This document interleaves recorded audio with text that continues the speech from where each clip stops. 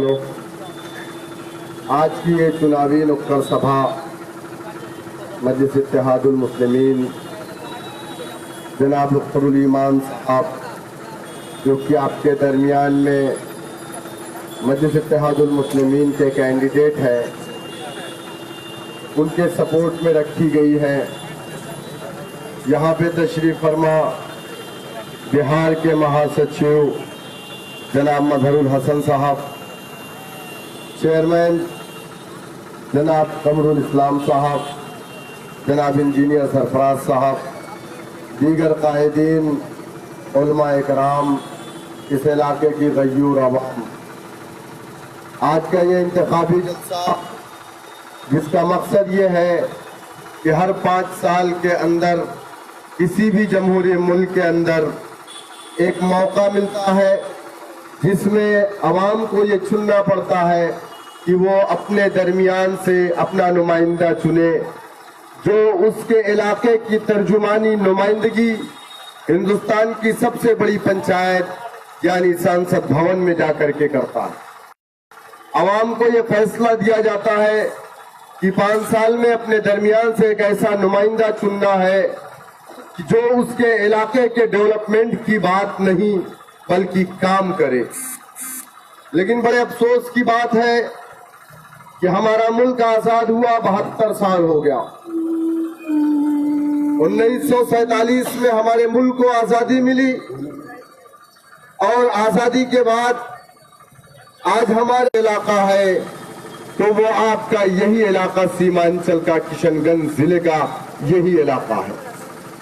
सवाल ये है कि इस मुल्क के अंदर जहां पर मुसलमानों ने 832 साल हुक्मरानी की, आखिर क्या वजह है कि हमारे मुल्क के अंदर 70 सालों में महज हम दलित से बदतर जिंदगी जीने पर मजबूर हैं। और ये आंकड़ा मजलिस इत्तेहादुल मुस्लिमीन का नहीं है, बल्कि ये आंकड़ा उन नाम नहाद सेकुलर पार्टियों का है जिन पार्टियों ने आजादी के बाद से 60 साल से ज्यादा इस मुल्क पर हुकूमत किया। 1947 में जब ये मुल्क आजाद हुआ, इस मुल्क के अंदर 2 सियासी पार्टियां थी, एक मुस्लिम लीग और दूसरी कांग्रेस पार्टी थी। लेकिन मुसलमानों ने मुस्लिम लीग को अपनी पार्टी नहीं माना, कांग्रेस पार्टी को अपनी पार्टी माना, कांग्रेस के कायदीन को अपना कायद माना। 70 सालों तक हमने इन्हें वोट दिया, नोट दिया, इनके डंडों को, इनके झंडों को अपने कंधों पे रख करके हमने इन्हें इक़्तिदार की कुर्सियां दी। मुल्क की आजादी के बाद हमने इंडियन यूनियन मुस्लिम लीग के लीडरों को अपना लीडर नहीं माना, हमने कांग्रेस के लीडरों को अपना लीडर माना। कभी हमने पंडित जवाहरलाल नेहरू को अपना लीडर माना, कभी हमने राजीव को, कभी हमने इंदिरा गांधी को, कभी सोनिया को अपना कायद माना। हमने इन्हें वोट दिया, सपोर्ट किया, इक़्तिदार की कुर्सियों पर है कि अगर इस मुल्क के अंदर इस मुल्क की सबसे बड़ी अक़लियत कलमा ला इलाहा इल्लल्लाह मुहम्मदुर रसूलुल्लाह पढ़ने वाली अगर अपने इस मुल्क के अंदर दलित से बदतर जिंदगी गुजारने पर मजबूर है तो उसका जिम्मेदार कौन है? यहाँ पर चेयरमैन साहब बैठे हुए हैं। चेयरमैन साहब अपने इलाके में अगर काम नहीं करेंगे तो हर कोई ये कहेगा कि चेयरमैन हमारा अच्छा नहीं है, उसने काम नहीं किया, हमारा ब्लॉक प्रमुख अच्छा नहीं है, उसने काम नहीं किया। यही ना, हम जिम्मेदार उसी को ठहराते हैं जिसको हम जिम्मेदारी देते हैं। तो यकीनन अगर इस मुल्क के अंदर कलमा ला इलाहा इल्लल्लाह मुहम्मदुर रसूलुल्लाह पढ़ने वाला दलित से बदतर जिंदगी गुजार रहा है तो उसकी जिम्मेदार कौन है? मेरे भाई, जिन लोगों ने इस मुल्क में सबसे ज्यादा हुकूमत की, क्या वो पार्टियां जिम्मेदार है? मेरे भाई, इस चीज को हमें समझने की जरूरत है कि इस मुल्क के अंदर जहां मुसलमान सबसे पिछड़ा है, वहीं पर सीमांचल का यह इलाका भी हिंदुस्तान के नक्शे पर सबसे पिछड़ा। आखिर क्यों? ताली बजाने की बात नहीं है, सोचने की बात है। आपने हमेशा एक काम किया बीजेपी को हराने के लिए आपने कांग्रेस पार्टी को वोट दिया। यकीनन मुसलमान कभी भी फिरका परस्ता ताकतों का साथ नहीं देता। हमने इसीलिए उस वक्त यूनियन मुस्लिम लीग का साथ नहीं दिया था, हमने कांग्रेस को सपोर्ट किया था, हमने इख्तियार कांग्रेस को सौंपा था। लेकिन सवाल यह है कि आज तक जब हम फिरका परस्त ताकतों को रोकते रहे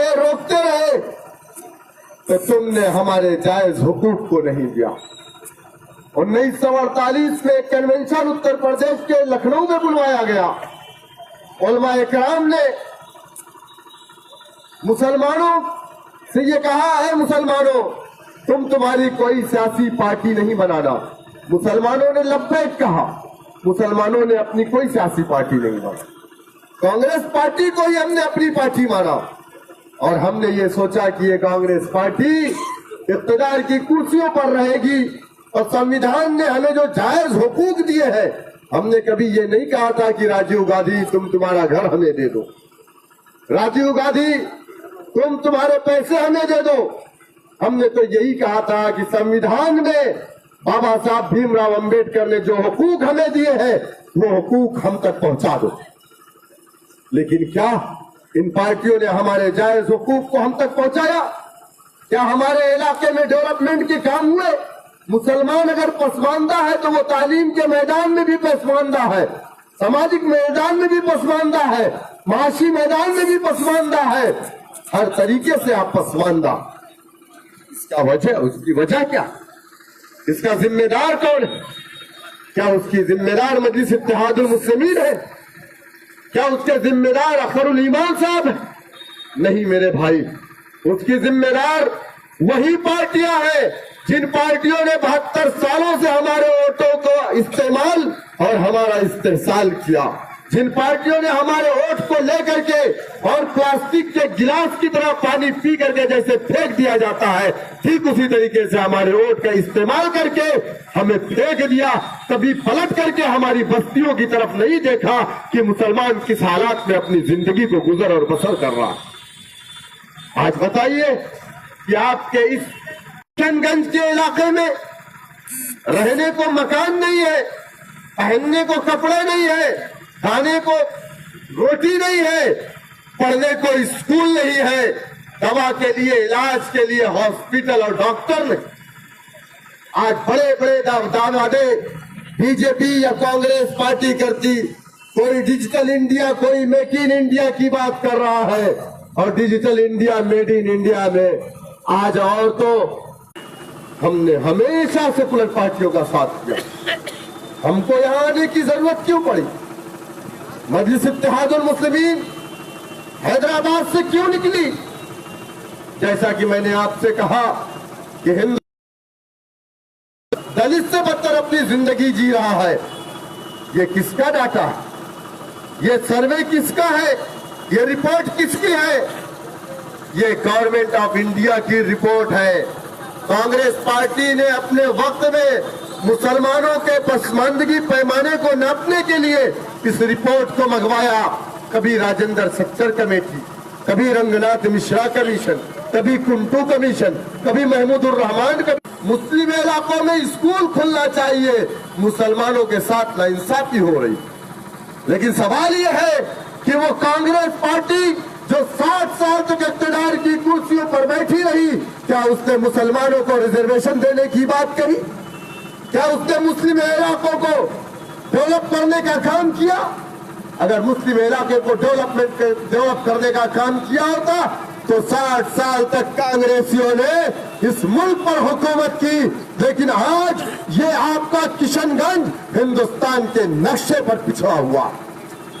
आप बताइए मुझे, क्या आज भी आप उस खूनी पंजे का साथ देने को तैयार हैं? क्या आज भी आप ऐसी पार्टी को वोट देने को तैयार है जिस पार्टी के सांसद मौलाना इसरारुल हक कासमी अलैहिर्रहमा, अल्लाह उनकी कब्रों को नूर से भर दे। जब शरीयत में मुदाखलत की बात आई तो हिंदुस्तान की पार्लियामेंट में खड़ा होकर के बोलना चाह रहे थे। सबसे बड़े मदरसे दारुल उलूम देवबंद के शूरा के मिंबर भी थे और वो शरीयत पे बोलना चाह रहे थे, लेकिन यही कांग्रेस पार्टी ने बोलने का मौका नहीं दिया और मौलाना ने मजबूर होकर के अपना वीडियो डाला कि मैं बोलना चाह रहा था, मेरी शरीयत को शहीद किया जा रहा था, लेकिन ये कांग्रेस पार्टी के लोगों ने मुझे बोलने का मौका नहीं दिया। क्या मेरी बात गलत है? और कहीं ना कहीं ये सदमा लगा और मौलाना इस दुनिया से कूच कर गए। मौलाना की अगर मौत भी हुई है तो उसकी जिम्मेदार ये कांग्रेस पार्टी है। मेरे भाई, मैं आपसे कहना चाहूंगा, मुसलमान बगैर कपड़ों के तो रह सकता है, मुसलमान खाली पेट तो रह सकता है, मुसलमान जंगलों में अपनी जिंदगी गुजर बसर कर सकता है, लेकिन अपनी शरीयत के बगैर एक सेकंड भी इस दुनिया में मुसलमान अपनी जिंदगी गुजर और बसर नहीं कर सकता। उस शरीयत में मुदाखलत की बात आई तो ठीक है, हमने वो भी बर्दाश्त कर लिया कि तुमने हमारे इलाके को डेवलप नहीं किया, हमने वो भी बर्दाश्त कर लिया कि तुमने हमें दलितों से बदतर बना दिया, लेकिन अब तुम ये चाहते थे कि हमारी शरीयत को शहीद कर दिया जाए तो हम उस चीज को बर्दाश्त कर ले। ठीक है, मौलाना साहब किसी दूसरे घर में थे। एक शेर है कि परिंदे भी नहीं रहते पराए आशियानों में, परिंदे भी नहीं रहते पराए आशियानों में, हमारी उम्र गुजरी थी किराए के मकानों में। हम हमेशा हमारे पास कोई मकान नहीं था, हमने यही नाम नहाज सेकुलर कांग्रेस को अपनी पार्टी मान करके हम इन्हीं के साथ रहे, इसी घर को अपना घर समझा। लेकिन ठीक है, वो हमारा घर नहीं था, हमें उतना ही बोलने की इजाजत जितना हमारा लीडर यानी कि कांग्रेस पार्टी बोलती। लेकिन हमारी पार्टी के कायद नकीब मिल्लत, काबिल एहतराम, इज्जत माब अलहाज जनाब बैरिस्टर असदुद्दीन ओवैसी साहब को बोलने से दुनिया की कोई ताकत नहीं रोक पाई। हिंदुस्तान की पार्लियामेंट में जो 543 पे मुश्तमिल अगर कोई खड़ा होकर के अपनी शरीयत के हक में बात किया तो उस कायद का नाम नकीब मिल्लत जनाब बैरिस्टर असदुद्दीन ओवैसी साहब। क्या मेरी बात गलत थी? आपके किशनगंज में बारिश के अंदर बाढ़ आई, सैलाब आया, इलाके डूब गए, लोगों के घरों में 5-5, 6-6 फीट पानी था। कौन आया? कांग्रेस पार्टी के वो पप्पू राहुल गांधी आए क्या? अरे इस मुल्क का सबसे बड़ा जोकर नरेंद्र मोदी आया क्या? इस मुल्क के सबसे बड़े फेंकू आए क्या? नहीं आए। इस मुल्क के सबसे बड़े सुशासन बाबू आए क्या? इस मुल्क की सबसे बड़ी, इस प्रदेश की नौटंकी कंपनी लालू प्रसाद या उसका बेटा आया क्या? नहीं आया। कौन आया? जिसे लोग कहते हैं कि 1500 किलोमीटर की पार्टी। अरे ये 1500 किलोमीटर की पार्टी नहीं है मुसलमानों, हमारे आका मदीने में आए थे, यहाँ नहीं आए थे। हमने सुन करके इस्लाम को कबूल किया और हम आज अपने आका की शरीयत पर चल रहे हैं। आज हमारा कायद हैदराबाद से आया, लोग कहते हैं कि हैदराबाद से आया। मेरे आका ने कहा था तुम मुसलमान एक जिस्म वाहिद की तरह हो। अगर किशनगंज के मुसलमानों को तकलीफ हुई, अगर हैदराबाद का मुसलमान उस तकलीफ को नहीं महसूस कर सका तो आका ने कहा था वो मेरा उम्मत ही नहीं है। कौन आया? वो आपका कलमा गो भाई। कुरान ने कहा इन्नमल मुमिनून इख्वा, तुम मुसलमान आपस में भाई हो। वो आपका कलमा गो भाई हैदराबाद से चल करके आपके हालात का जायजा ले ले। 1 करोड़ रुपए की दवा आपकी पार्टी मजलिस इत्तेहादुल मुस्लिमीन ने किशनगंज भेजने का काम किया। क्या लालू प्रसाद ने किया? आप बताइए मुझे। क्या नीतीश कुमार ने किया? क्या कांग्रेस पार्टी के चपरासियों ने किया? नहीं किया। अगर किया किसी ने तो वो आपका भाई, आपकी पार्टी, आपका नेता असदुद्दीन ओवैसी जनाब अख्तरुल ईमान साहब ने किया। मैं आपसे यही कहूंगा कि आपको किसी के बहकावे में आने की जरूरत नहीं और डरने की भी जरूरत नहीं। अरे मुसलमान और खौफ एक जगह कभी इकट्ठा नहीं हो सकते। जहां पर खौफ खत्म होता है वहीं से मुसलमान शुरू होता है। याद करो अपनी तारीख को, अफ्रीका से लेकर के इराक, बगदाद, दमिश्क तक अगर किसी ने फतेह किया और 22 मुल्कों पर इस्लाम का परचम किसी ने लहराया तो यही कलमा ला इलाहा इल्लल्लाह मुहम्मदुर रसूलुल्लाह पढ़ने वालों ने रखा। आज खौफजदा है, आज गैरुल्लाह को अपना कायद तस्लीम करने को तैयार है, जिसके लिए इस्लाम ने इजाजत नहीं दी। और आज आपका भाई आपके दरमियान में है, क़यादत भी आपकी है, पतंग भी आपकी है, डोर भी आपके हाथ में। और वो लोग की पतंग किसी के हाथ में है, डोर किसी के हाथ। यहां तो पतंग भी आपकी है और डोर भी आपके हाथ में है। मैं आपसे कहूंगा कि आपके इलाके की उभरती हुई आवाज जनाब अख्तरुल ईमान साहब को आप कामयाब करके हिंदुस्तान की पार्लियामेंट में भेजिए। एक चीज मैं आपसे कहना भूल गया कि राजेंद्र सच्चर ने अपनी जो रिपोर्ट पेश की थी, उस रिपोर्ट में कहा था हिंदुस्तान का मुसलमान पसमानदा है, यानी पिछड़ा है, दलित से बदतर है। लेकिन हैदराबाद का मुसलमान कुछ बेहतर हालत में अपनी जिंदगी को गुजार रहा, कुछ बेहतर हालत में अपनी जिंदगी को गुजार रहा। सवाल यह है कि हैदराबाद का मुसलमान हमसे कुछ बेहतर हालत में, यूपी बिहार वालों से बेहतर हालत में क्यों है?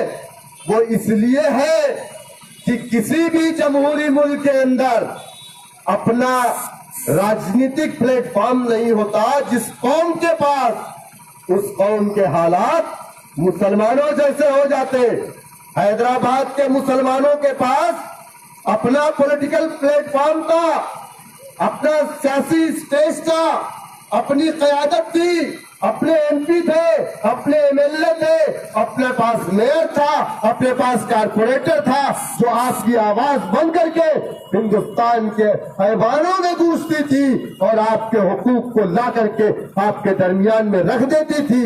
लेकिन ये गूंगे और बहरे हमारे वो नुमाइंदे जो कभी राजद से, कभी जदयू से आए, नाम उनका मुसलमान। अरे चंगेज खान भी तो मुसलमान था, क्या जुल्म किया था दुनिया के अंदर मुसलमानों पर। चंगेज खान भी अपने आप को मुसलमान कहता था। हिंदुस्तान दुनिया की तारीख में सबसे ज्यादा अगर मुसलमानों का कत्लेआम हुआ, अगर मुसलमानों की मस्जिदों को आग लगाई गई तो चंगेज खान के दौर इक़्तिदार में लगाई। तातारियों ने बगदाद को खत्म रोड डाला था, खून की नदियां बहती थी, वो भी चंगेज खान अपने आप को मुसलमान कहता था। उसका पोता हलाकू खान भी अपने आप को मुसलमान कहता था। तो क्या वो मुसलमानों का नुमाइंदा बन जाता? अरे बीजेपी से जीत करके जाने वाला सर पे टोपी रख लेगा, बड़ी से दाढ़ी रख लेगा, तो क्या वो आपका नुमाइंदा होगा?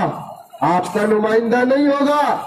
जिस तरीके से कांग्रेस वालों ने बोलने का मौका नहीं दिया था, उस तरीके से बीजेपी वाले कहेंगे, अरे बीजेपी का महबूब बैठ, तो महमूद बैठ जाएगा। बैठेगा कि नहीं बैठेगा?